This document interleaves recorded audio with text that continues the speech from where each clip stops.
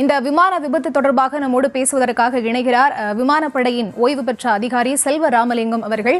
வணக்கம் சார். பொதுவாக இந்த மாதிரியான விபத்து நிகழும் போது விமானி கிட்ட இருந்து மேடே அப்படிங்கிற ஒரு கால் வந்து ஏர் டிராஃபிக் கண்ட்ரோலுக்கு வரும். அப்படியான கால் வந்துச்சா? அது பற்றிய விவரங்கள் கிடைச்சிருக்கா சார்? கண்டிப்பா இந்த ஒரு விமான விபத்து அப்படிங்கிறது வந்து டெக்னிக்கல் எரரா இருக்கிறதுக்கான சாத்தியக்கூறுகள் அதிகம் அப்படின்னு சொல்லி தான் நான் பாக்குறேன்.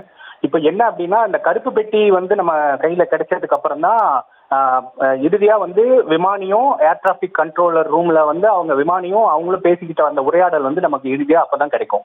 ஸோ அந்த கருப்பு பெட்டியில பார்த்துட்டு தான் இந்த இந்த விபத்து வந்து எதனால ஏற்பட்டது அப்படிங்கிறது தான் வந்து நம்ம ஊர்ஜிதப்படுத்த முடியும். அதுக்கு முன்னாடி நம்மளோட ஒரு அசம்ஷன் வேணா நம்ம சொல்லலாம். இப்ப வந்து இது வந்து ஒரு ஏடிஎஃப்னு சொல்லக்கூடிய ஏவியேஷன் டர்பைன் ஃபியூல் அப்படின்னு சொல்லக்கூடிய அந்த எரிபொருள் லீக்கேஜ் எங்காவது ஆயிருந்து ஒரு தீ பிடிச்சிருக்கலாம்.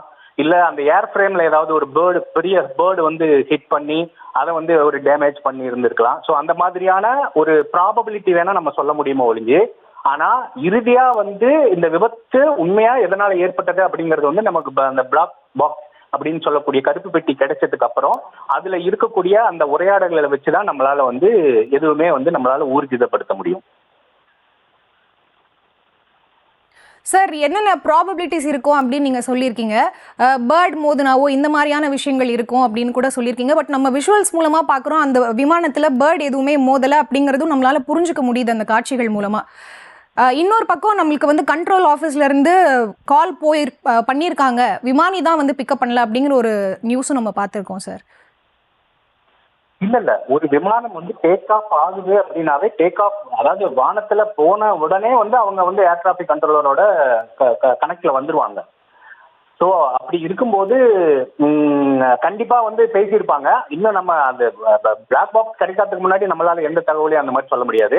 ஸோ இதை வந்து உள்ளுக்குள்ள வேற ஏதாவது ஒரு தீய சக்தி பூந்து இந்த மாதிரி எல்லாம் பண்ணியிருக்கா அப்படிங்கிற ஒரு கண்ணோட்டத்துல வந்து நம்ம அதுவும் பார்ப்பாங்க.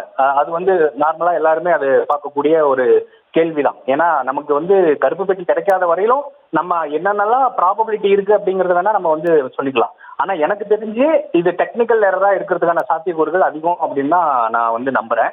ஸோ அது வந்து ஒரு ஃபியூல் லீக்கேஜஸா இருந்திருக்கலாம். ஸோ ஃபியூல் லீக்கேஜ் இருக்கும்போது இமீடியட்டா அது வந்து ஹைலி இன்ஃபிளேமபிள், அந்த அந்த எரிபொருள் ஏடிஎஃப்னு சொல்லக்கூடிய அந்த ஏவியேஷன் டர்பைன் ஃபியூல் வந்து எளிதில் தீப்பற்றிக்கும். அப்படிங்கும்போது இமீடியட்டா ஒரு பெரிய அளவுல தீப்பிடிக்கும் போது அது விமானியோட கட்டுப்பாட்டுல இருந்து வந்து கூட நம்ம அது போயிருந்திருக்கலாம். ஏன்னா டேக் ஆஃப் ஆகி ஒரு 3 நிமிஷத்துல கிராஷ் ஆகுது அப்படிங்கும்போது நிறைய விஷயங்கள் வந்து நம்ம இதுல வந்து நம்ம பார்க்கணும்.